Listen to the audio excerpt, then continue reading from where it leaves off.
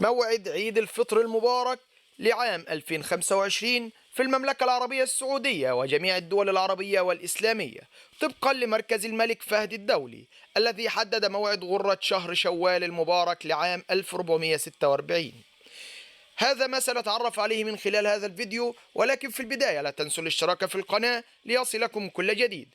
يتساءل الكثيرون في المملكة العربية السعودية عن موعد عيد الفطر المبارك لعام 2025، حيث يعتبر هذا العيد من أهم المناسبات الدينية التي يحتفل بها المسلمون بعد انتهاء شهر رمضان المبارك.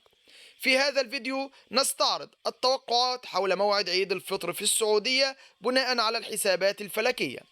فجاء وفقا للحسابات الفلكية المبدئية من المتوقع أن يكون يوم عيد الفطر المبارك لعام 2025 في المملكة العربية السعودية يوم 30 مارس 2025، وذلك بناء على رؤية هلال شهر شوال. هذا ويعتمد الموعد الرسمي على قرار المحكمة العليا في المملكة العربية السعودية بعد ثبوت رؤية الهلال، وهي العادة المتبعة في المملكة العربية السعودية.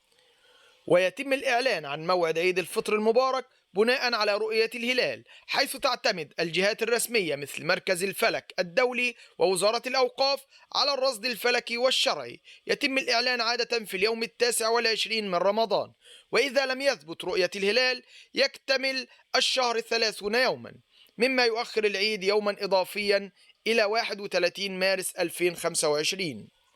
كل عام وأنتم بخير، نسأل الله أن يتقبل منا ومنكم صالح الأعمال، والسلام عليكم ورحمة الله وبركاته.